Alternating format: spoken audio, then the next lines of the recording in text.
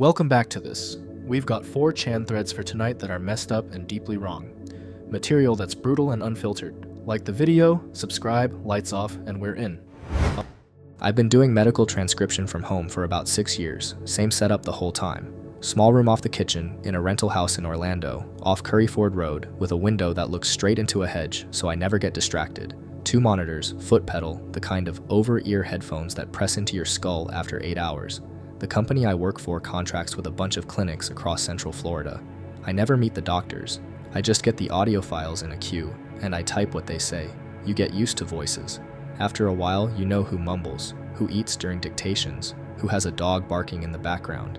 There's a family practice guy in Kissimmee who always sighs before he starts, like every patient is personally exhausting him. There's a woman in Winter Park who talks so fast I have to slow her audio to 70%. And there's a cardiologist out of a clinic near Lake Nona I only got a handful of files from. Older man, careful, slow, diction, long pauses between sentences like he was reading from handwritten notes. This was early March 2022, a Tuesday I think.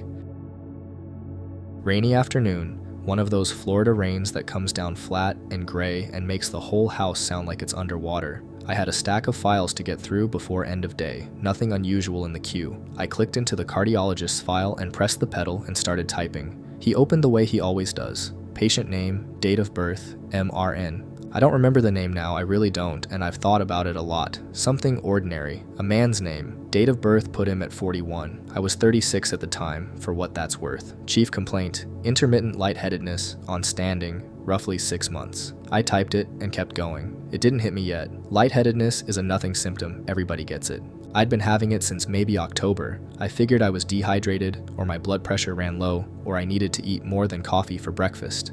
Then, he kept dictating. Patient reports occasional palpitations, primarily at rest, described as a flip or flutter in the chest, lasting seconds. Not associated with exertion, not associated with caffeine intake, per patient. My hands slowed down on the keys, I have that. I've had it for maybe a year. It happens when I'm lying in bed, sometimes when I'm just sitting at this exact desk. It's the weirdest sensation, like something inside you turned over in its sleep. I hadn't told anyone. My husband knew I got dizzy sometimes. That was it. The doctor kept going. Patient also reports 1 episode of near syncope in November of the prior year while standing in a grocery store checkout line without loss of consciousness. Resolved spontaneously. I stopped typing. I had almost passed out at a Publix on Semoran the week before Thanksgiving, in line for the register. The lights had gone kind of yellow, and I'd put my hand on the little candy display to hold myself up. It came back after maybe 10 seconds, and I paid, and drove home, and told nobody, because what do you tell people? I felt weird in a grocery store. Everybody feels weird in grocery stores. I sat there with my finger on the pedal, and I did the thing you do when your brain refuses to accept what your ears just heard. I rewound. I played it again. Same words, same slow, careful voice, same story, my story. I told myself it was a coincidence. Those symptoms aren't rare.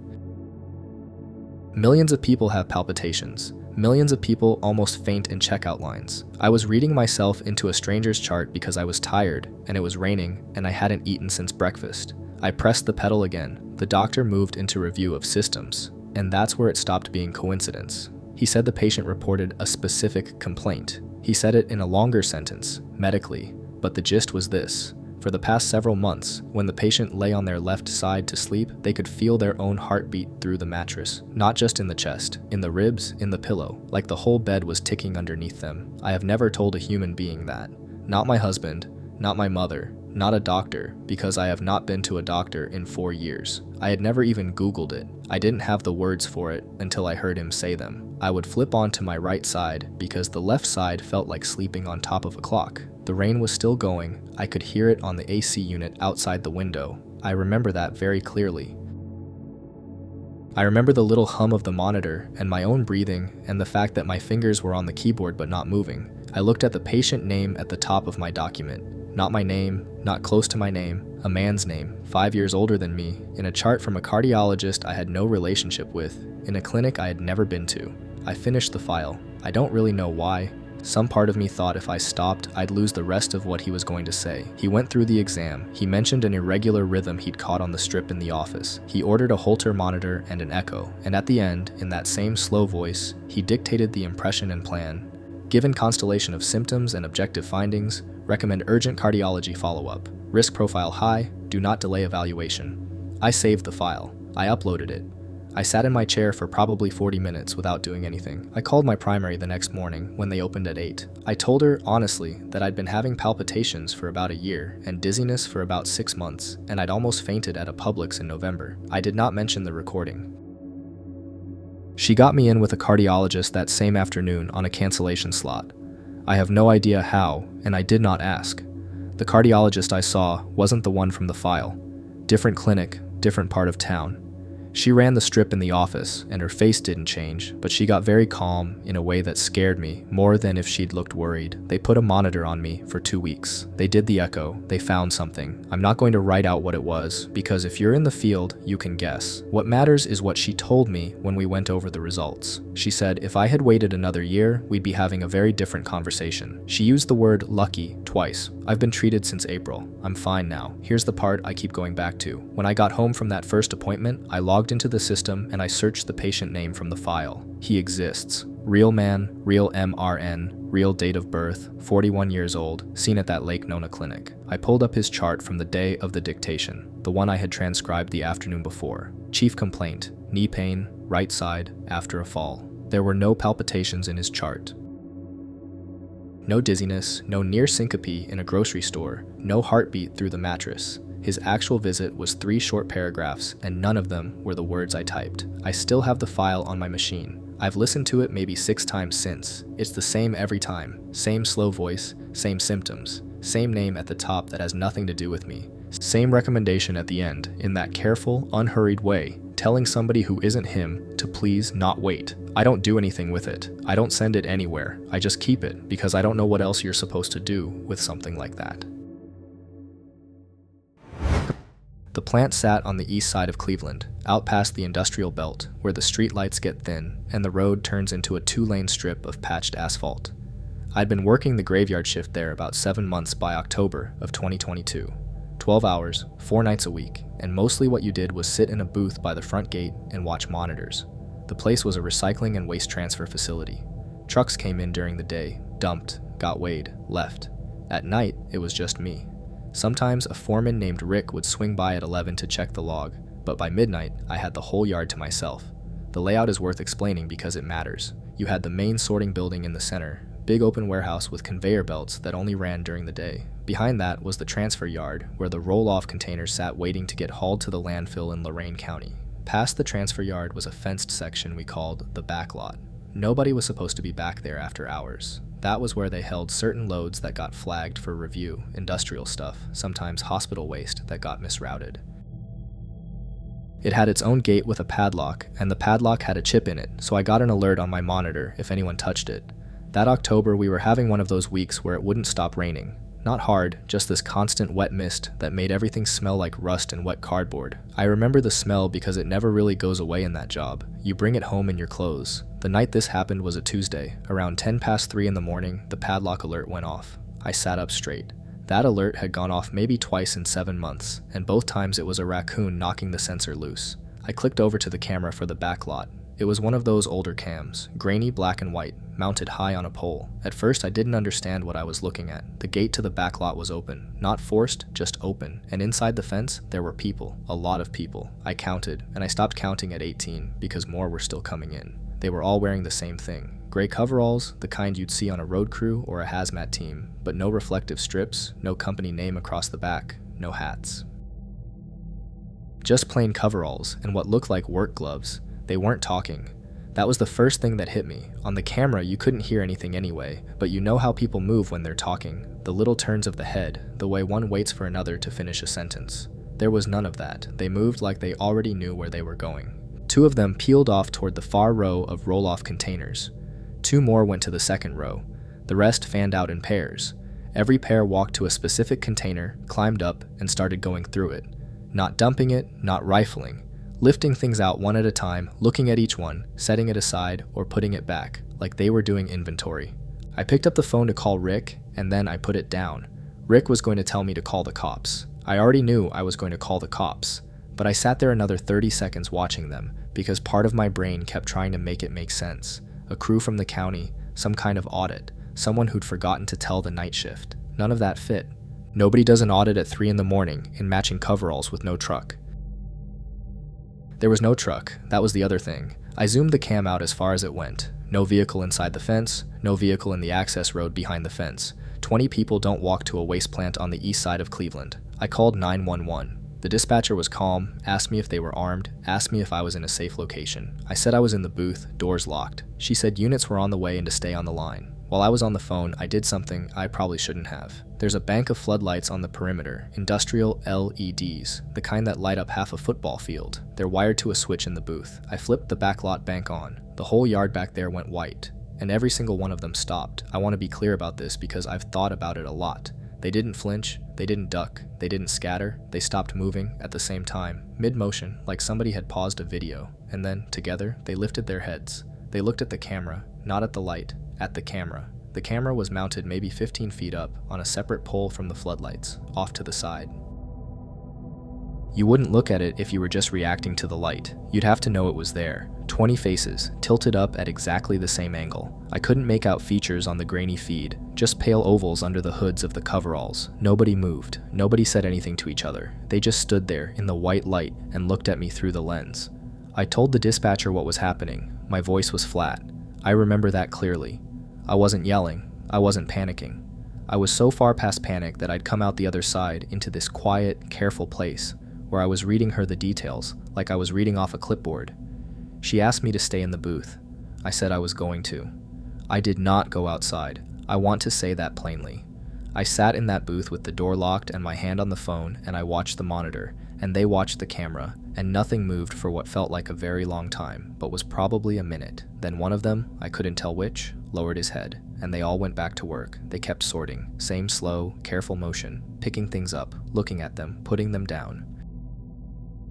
As if the light and the phone call and me sitting there watching them made no difference at all. The police got there in 12 minutes. I know because I checked the timestamp later. 2 cruisers, then a third. They came in through the front gate, and I walked them across the yard to the back lot, and the whole way I was telling them what I'd seen, and one of the officers kept saying, "Yeah, okay, yeah." The back lot was empty. The gate was still open, the floodlights were still on, the containers were still there, and some of them had things pulled out and stacked next to them on the wet gravel, cardboard and busted plastic, and a length of rubber hose arranged in little piles. But there was nobody in the lot, nobody on the access road, nobody anywhere. We went back to the booth and I pulled up the recording. You could see them come in, all 20 of them, walking single file through the open gate at 311.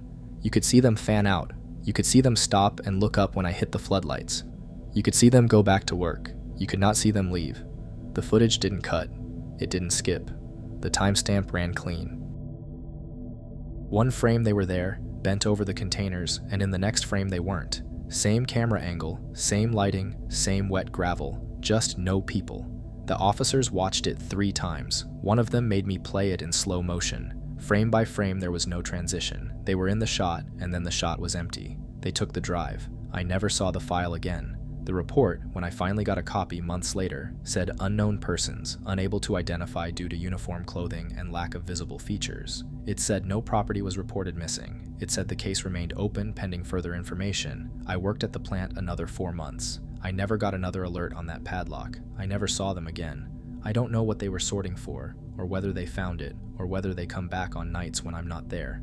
I quit in February and took a job in a warehouse across town, but there's this thing, and I can't get rid of it. Anytime I see somebody in a gray jumpsuit at a job site or gray coveralls on a mechanic in the shop next to my apartment, I catch myself looking hard at the face, making sure I can see one.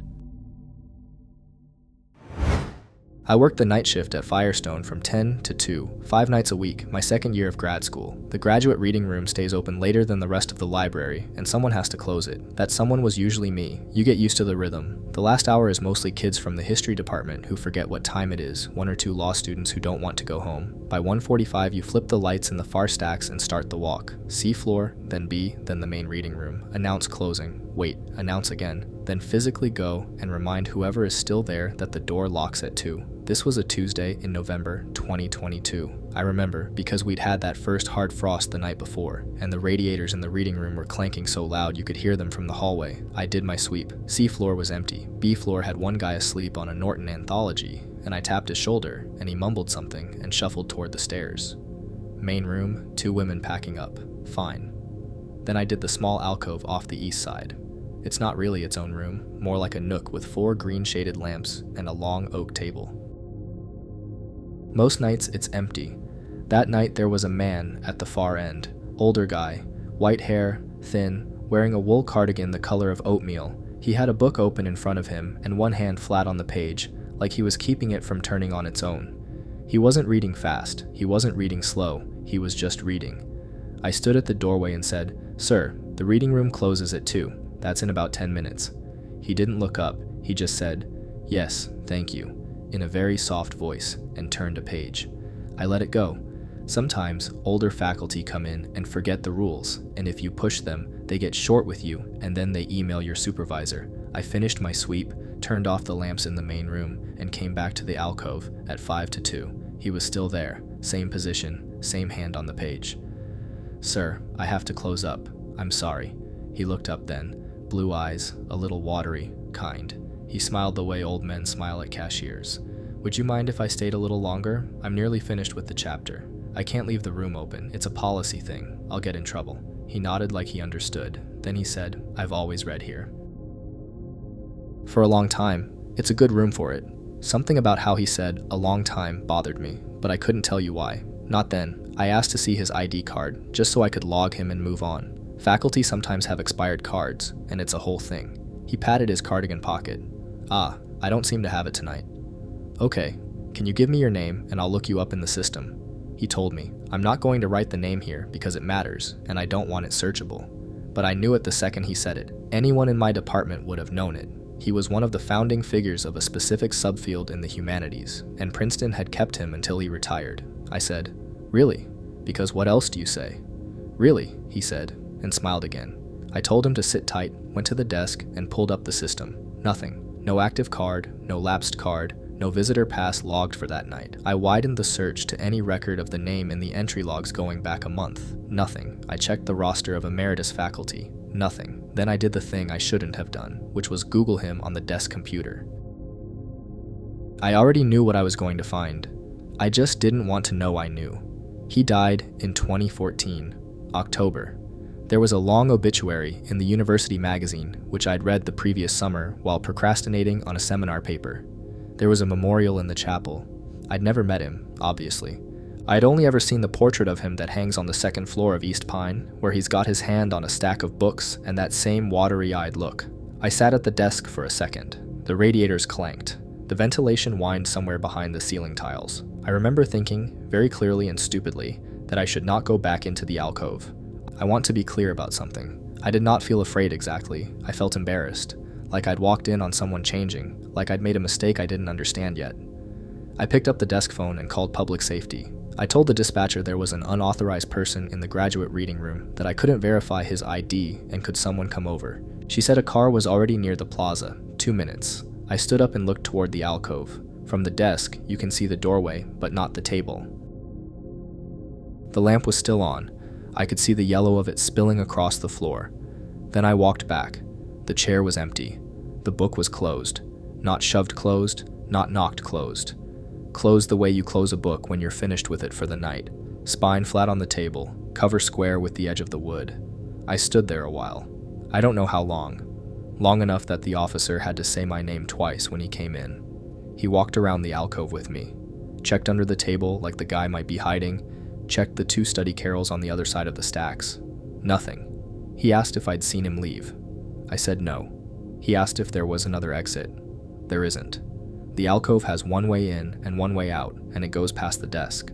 I logged the book back into the system before I put it on the return card. That's when I saw the second thing. It was from the closed collection. C-stacks. Restricted. Request only. The last checkout entry on the record was 2009, not 2009 to a person either. In 2009, it had been moved to closed storage and flagged do not circulate. There should have been no way for anyone to have it at that table. And I was the one about to shelve it back. The officer wanted a report. He was patient about it. I sat at the desk and opened the incident log and stared at the cursor for a long time. I typed and deleted 3 or 4 versions. The officer read over my shoulder once, and then, I think out of kindness, went to stand by the door instead. In the end I wrote, "Unauthorized access to closed collection. Trespasser left the building." That was all I could write without contradicting myself. That sentence has stayed with me. Every part of it is technically defensible. The book was accessed. He was not authorized. He was gone. I still work nights. Different building now. I asked to switch after Christmas, and my supervisor didn't ask why, which I appreciated. I walk past East Pine sometimes on my way home, and I don't look at the second floor windows. Not because I'm afraid of what I'd see, because I'm afraid I'd see nothing, and that would be worse. Like the portrait had also decided it was finished for the night. The clinic sits off Nolensville Pike, small building with a gravel lot and a pole light that flickers half the year. Nobody's there past 11 except me and whoever's on call. On weeknights, I'm alone in the front, tech in the back, doctor sleeping upstairs unless a page goes out. March 2022, rainy that whole week. I remember because the mats by the door were still soaked from the last emergency, an old spaniel with pancreatitis, and I hadn't gotten around to changing them. It was maybe 2:40 in the morning when the truck pulled in, not headlights sweeping across the window, just the sound. Big engine, F25. Oh, maybe, someone cutting it off too fast, so it lurched into the curb. 3 doors opening at almost the same time. I looked up from the desk and saw them through the glass. 3 men, 2 of them tall, 1 shorter and thicker, wearing a Titans hoodie that was too clean for how late it was. The tall ones were carrying dogs, not on leashes, in their arms. I hit the buzzer before they got to the door. They came in fast, and they came in loud, and the first thing I noticed was that none of them looked panicked. That was the thing.